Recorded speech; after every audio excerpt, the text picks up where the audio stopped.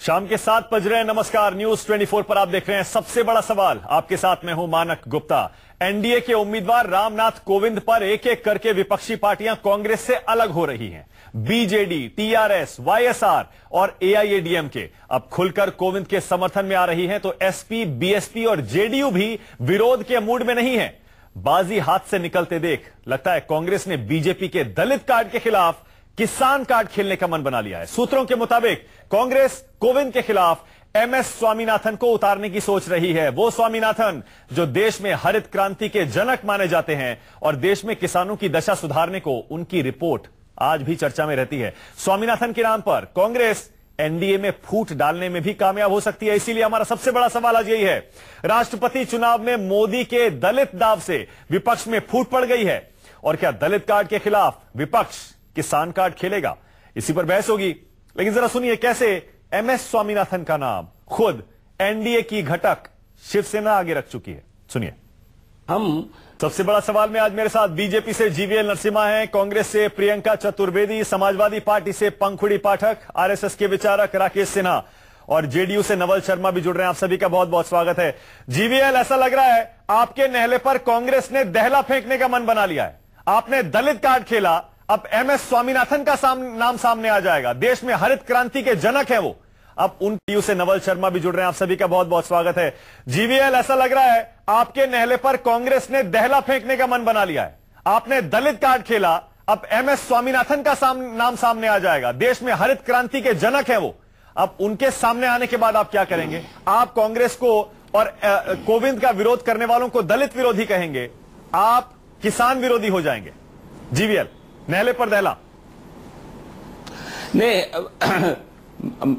मानक जी, ये हो सकता है वो किसने उनके नाम पर घोषणा किया मैं नहीं जानता हूं। कोविंद जी केवल दलित नहीं, वो खुद भी किसान है, किसान परिवार से आते हैं। तो इसलिए मैं किसी प्रकार की स्पेकुलेटिव किसी के उम्मीदवार पर मैं कोई नहीं, स्पेकुलेशन नहीं है। शिवसेना खुद कह चुकी है, स्पेकुलेशन नहीं है। कांग्रेस पार्टी, शिवसेना ने तो खुलेआम कहा है एमएस स्वामीनाथन को आगे करिए। नहीं देखिए, नहीं मैं इस पर देखिए, मैं किसी और उम्मीदवार पर चर्चा करने के लिए मैं तैयार नहीं हूं जब तक। क्यों नहीं है? नहीं, एक सेकंड जीवीएल, नहीं, चर्चा करनी पड़ेगी। औपचारिक घोषणा। कल तक आप कह रहे थे आपने विपक्ष की बोलती बंद कर दी है रामनाथ कोविंद का नाम सामने रखे। ऐसा लग रहा है आज आपकी बोलती बंद है। अगर एमएस स्वामीनाथन का नाम सामने आया, आप लगता कुछ कहने को तैयार नहीं। बिल्कुल मानक जी, मैं क्यों उनके ऊपर कहूं? किसी के तरफ से क्या, किसके उम्मीदवार है मुझे बताइए, उनसे शिवसेना के उम्मीदवार है। उस पर चर्चा करने के लिए तैयार हो। शिवसेना के उम्मीदवार कांग्रेस से बुलवाइए। नहीं, कौन है शिवसेना की तरफ से? क्या आपको आपके कान में कहा है शिवसेना ने? अरे अभी सुनवा देता हूं। उन्होंने घोषणा की? अभी तो सुनवाया मैंने। उम्मीदवार उतारने की घोषणा की? नहीं, देखिए अभी मैंने सुनवाया आपको, फिर सुनवा देता हूं। कहें तो शिवसेना ने साफ कहा या तो मोहन भागवत या एमएस स्वामीनाथन। ऐसे अब देखिए मानक जी, मैं इस प्रकार की किसी बहस नहीं करना चाहता। हमारे तरफ से उम्मीदवार तय है, उनकी जीत निश्चित है। अगर एमएस स्वामीनाथन का नाम सामने आया जीवीएल, तब क्या करेंगे? बहुत जल्दी एनडीए भी टूट जाएगा, अभी शिवसेना चली जाएगी उस तरह, कोई भी आ जाए। और दूसरा, कांग्रेस कहेगी आप किसान विरोधी हैं। कैसे मुकाबला करिएगा बताइए? मुझे लगता है मानक जी आपको बहुत एक्साइटमेंट हो रहा है। हमें हमारे नेता की, हमारे कैंडिडेट की उम्मीदवारी की और उनकी जीत की लेकर हम आश्वस्त हैं। इस पर किसी बहस में करना नहीं चाहिए। जब अब विपक्षी दलों के तरफ से उम्मीदवार आएगा, हम जब हर एक उम्मीदवार के बारे में चर्चा करेंगे। यह जो अभी जो चर्चा है, यह मैं समझता हूं निरर्थक है। यदि कांग्रेस पार्टी के आपके पैनल में उनके प्रवक्ता है, उनसे पूछिए क्या उनके उम्मीदवार है, तब मैं उन पर भी टिप्पणी करने के लिए तैयार हूं। प्रियंका, बॉल आपके कोर्ट में है। क्या नहले पर दहला फेंकने वाली है आपकी पार्टी? एमएस स्वामीनाथन को आगे करेगी? नहीं, मैं सूत्रों के हिसाब से करी जा रही पूरी बहस में टिप्पणी नहीं देना चाहूंगी। ना ही मैं बताना चाहूंगी कि क्या उम्मीदवारी होगी, उम्मीदवारी किसकी होगी, क्यों होगी। पर एक बात से हम बिल्कुल यकीन रखते हैं, एक बात पे हम यकीन करते हैं कि जो भी राष्ट्रपति बनेंगे देश के, उनको पूरे कॉन्स्टिट्यूशन का सम्मान मिले, डेमोक्रेसी जो हमारे देश की डेमोक्रेसी है उसको आगे बढ़ाएं। और क्योंकि एक ये single largest party Bharatiya Janata party बनकर आई है और पिछले 3 साल के कार्यकाल में हमने देखा है किस तरीके से गवर्नर का इस्तेमाल कर उन्होंने सरकारें गिराने की कोशिश की है। तो ऐसे राष्ट्रपति आए जो इस तरीके का जो कॉन्स्टिट्यूशनल अमेंडमेंट करने की कोशिश करे, कॉन्स्टिट्यूशन को अमेंड करने की कोशिश करे, अंडरमाइन करने की कोशिश करे, उसके खिलाफ खड़े रहे। पर एनडीए ने उतारा है कि एक एक करके सारी पार्टियां उनकी तरफ जा रही हैं। आप पूरी तरह से बैकफुट पर हैं, आपको कुछ नहीं सूझ रहा है। एमएस स्वामीनाथन का नाम चर्चा में आया है, लेकिन फिलहाल ऐसा लग रहा है कि आपके साथ कोई नहीं है, सिर्फ कांग्रेस, लेफ्ट पार्टियां और आरजेडी या और तृणमूल, इसके अलावा ये सारी की सारी पार्टियां। देखिए ऐसा है कि बहुत दुख की बात है मानक जी कि हम एक जब राष्ट्रपति चुन रहे हैं हम उनकी आइडेंटिटी के ही हिसाब से डिस्कशन कर रहे हैं। हम उनकी सोच, उनका एक्सपीरियंस, उनका रुतबा, उनका जो एक्सपीरियंस रहा है, इतने सालों का कार्यकाल रहा है, उस पे तो हम डिस्कशन ही नहीं कर रहे हैं। हमने उनकी आइडेंटिटी पे कि दलित हैं, किसान हैं, उस पे हमने रिड्यूस कर दिया है। तो मैं उस डिबेट पे नहीं जाना चाह रही हूँ और कोई ऐसा उन्होंने कार्ड नहीं खेला है। ऐसे अगर बार बार अमित शाह जी अपने जो प्रेस कॉन्फ्रेंस में था उन्होंने एटलीस्ट 3-4 बार कहा था वो दलित हैं, शायद वो आइडेंटिटी देने की कोशिश कर रहे हैं, पर उस आइडेंटिटी से हटकर हम बात करने की कोशिश आपकी तरफ से भी तो मीरा कुमार की चर्चा हो रही है और इसीलिए हो रही है क्योंकि वो दलित हैं। वो जो भी जिम्मेदारी है वो जिम्मेदारी उनको समझना और कैसे इसको आगे बढ़ानी है। एज अ प्रेसिडेंट जो भी उनकी जिम्मेदारियां होंगी उसको बखूबी निभाना वो ज्यादा जरूरी है, ना कि उनकी क्या आइडेंटिटी है जो अमित शाह या भारतीय जनता पार्टी चर्चा नहीं होनी चाहिए, उसके बैकग्राउंड पे होनी चाहिए, उनके एक्सपीरियंस और उनकी काबिलियत पे होनी चाहिए। तो मान लीजिए साफ सुथरी छवि है, कानून के जानकार हैं, लंबा चौड़ा राजनीतिक अनुभव है, तो फिर तो आप मान लीजिए, कह दीजिए हमें मंजूर है। नहीं, आपके आधार से अगर वो लॉयर हैं तो वो दलित एक्टिविस्ट बार बार बोला जा रहा है, दलितों के टॉल लीडर हैं, तो मैं भी जानना चाहूंगी कि उन्होंने उनके अधिकारों के लिए, उनके जो भी तकलीफें हुई हैं, तकलीफों को दूर करने के लिए उन्हें कौन सा ऐसा केस लड़ा होगा या कौन सी ऐसी उनकी एक्टिविज्म सामने आई होगी। मैं आपको बताती हूँ, उत्तर प्रदेश में जब कल्याण सिंह जी ने भारतीय जनता पार्टी का दामन छोड़ा था तब राजनाथ सिंह जी ने उनका चेहरा पेश करने की कोशिश की थी, पर उत्तर प्रदेश में भी वो पॉपुलर नहीं हो पाए थे। तब इनके संगठन ने इनको कहीं ना कहीं सेट करने की कोशिश की और फिर हमने देखा किस तरीके से उनको SC/ST विभाग का प्रमुख बनाया गया। तो SC/ST प्रमुख का विभाग का प्रमुख बनना ही ये नहीं हो जाता है कि वो दलितों के अधिकारों के लिए लड़े होंगे, दलितों को सोच को लेकर कुछ भी कहिए, आगे बढ़ेंगे या जिम्मेदारियां निभाएंगे। का विरोध नहीं कर पा रहे हैं और विपक्ष की सारी एकजुटता के दावे सब धरे के धरे रह गए। आपके साथ कौन है आज मुझे बताइए। 22 तारीख को आप मीटिंग तो कर रहे हैं, लेकिन सारी की सारी पार्टियां कह चुकी हैं कि हम एनडीए के साथ हैं। मैंने अभी नाम गिनाए, फिर गिना देता। आप 22 तारीख का इंतजार कर लीजिए, आपको समझ में आ जाएगा कौन सी पार्टियां साथ हैं। 2019 से पहले आप विपक्ष की एकजुटता दिखाना चाह रहे थे, होगा वो 22 तारीख को होगा। विपक्ष कहाँ एकजुट है? पहले हम मीरा कुमार जी का नाम ले लें, महागठबंधन कैसे बनेगा? स्वामीनाथन जी का नाम ले लें, तो वो सूत्रों के आधार के हिसाब से मैं इस पे नहीं पढ़ना चाहूंगी, डिस्कशन में नहीं पढ़ना चाहूंगी। 22 तारीख को आपको इसका जवाब भी मिलेगा। GVL किसान कार्ड पर चर्चा को तैयार नहीं है, प्रियंका चतुर्वेदी रामनाथ कोविंद के ऊपर चर्चा को तैयार नहीं है, लेकिन हमारे साथ किसान है। मानक जी, हाँ, GVL क्या कह रहे हैं? हमारे उम्मीदवार भी किसान है। यहाँ किसान हमारे साथ है। कोविंद जी खुद किसान भी है, किसान परिवार से आते हैं, उन्होंने खुद खेती भी किया है, तो इसलिए हमसे किसान आप अलग करके देख ही नहीं सकते। और अगर MS स्वामीनाथन का नाम सामने आया तब क्या करेंगे आप? तब तो आप किसान विरोधी हो जाएंगे। मानक जी, मैं किसान विरोधी तो मध्य प्रदेश में दिख ही रहा है। चाहूंगा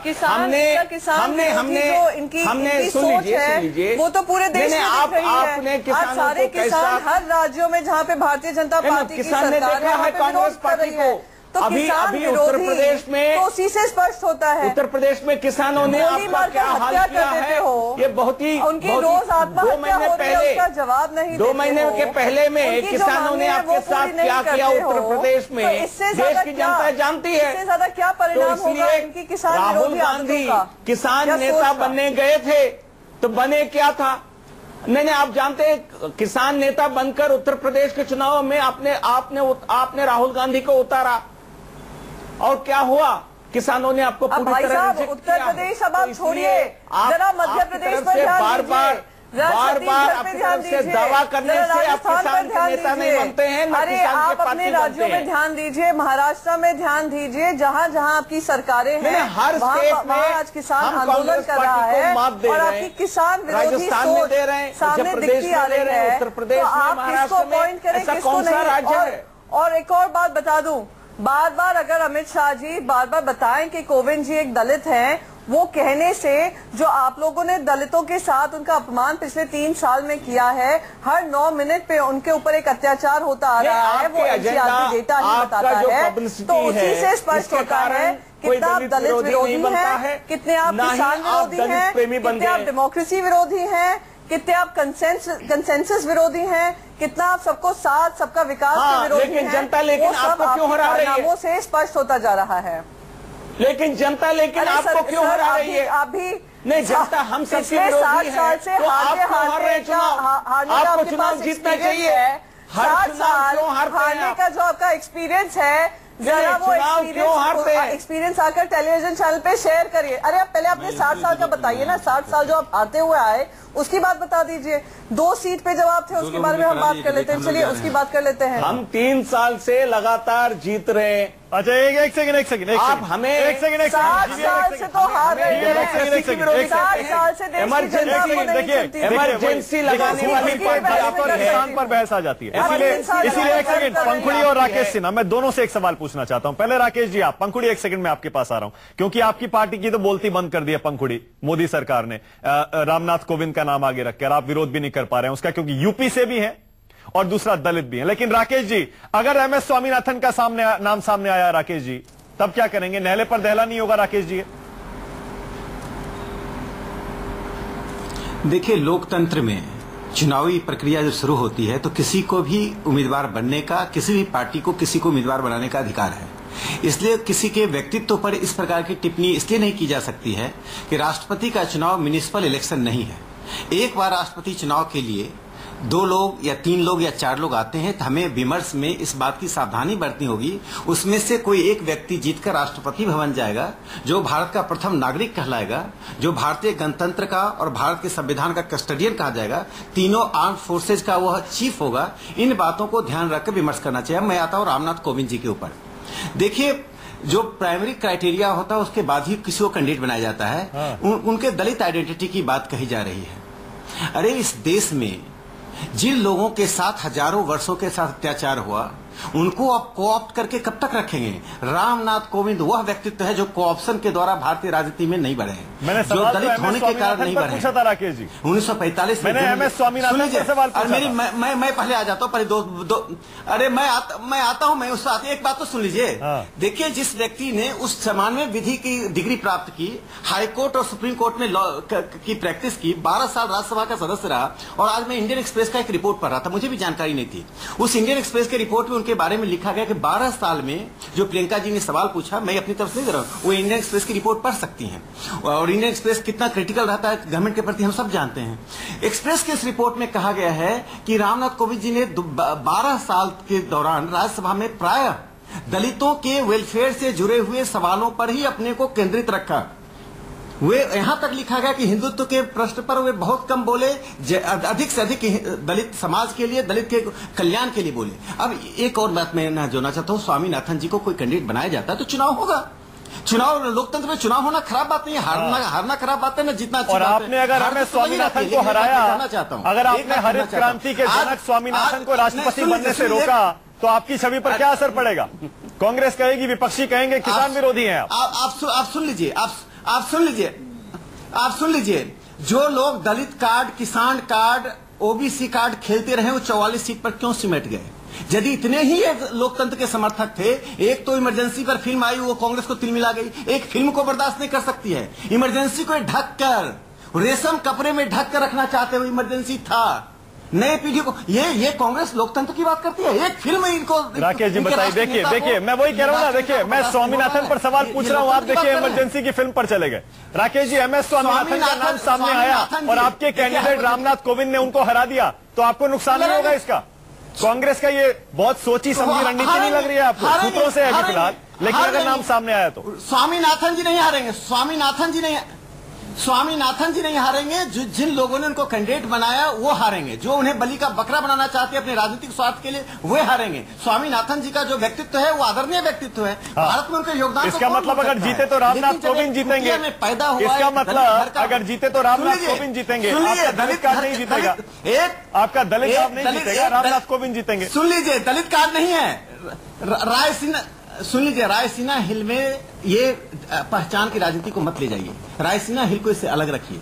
वहां जो भी जाएगा, स्वामीनाथन जी जाए, कोविंद जी जाए, कोई तीसरा व्यक्ति चला जाए, वो हमारे लिए आदरणीय हो। हम उसे आदर के भाव से देखेंगे और यह प्रक्रिया तभी शुरू हो जाती है जब चुनाव में उम्मीदवारी घोषित हो जाती है। इसलिए हम विमर्श को अपने स्तर पर रखें। हम किसी के क्वालिफिकेशन पर कांग्रेस की तरफ सवाल नहीं करें कि ऐसा लग रहा है योग्यतम व्यक्ति को लाएंगे। अरे योग्यतम क्या होता है? लोकतंत्र में जो जीतता है अपने क्वालिफिकेशन के कारण, जो अपने व्यक्तित्व के कारण, उसकी योग्यता का सम्मान करना चाहिए। कांग्रेस को यह सम्मान करने नहीं आता। ठीक है पंखुड़ी पाठक, ऐसा लग रहा है मोदी सरकार ने एक दाव से, आप भी तो महागठबंधन बनाने के दावे कर रहे थे, कोशिशें कर रहे थे, सारे के सारे दावे धरे के धरे रह गए।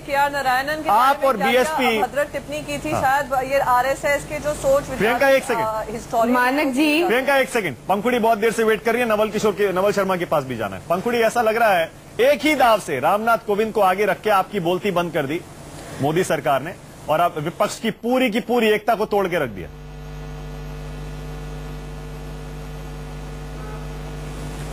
मानक जी, ये जो आप बार बार बोलती बंद करने की बात कर रहे हैं, तो भाजपा की तो कोशिश रहती है कि देश में हर किसी की बोलती बंद कर दी जाए, लेकिन बोलती बंद करना अभी इतना आसान नहीं है। हम अगर अभी कुछ कह नहीं रहे तो वो इसलिए है क्योंकि 22 तारीख को जब विपक्ष के दलों की मीटिंग होगी, उसके बाद हम लोग किसी नतीजे पर आएंगे। लेकिन यहाँ पर जो सवाल है वो राष्ट्रपति के चयन का सवाल है और मेरा ये मानना है कि राष्ट्रपति की, क्योंकि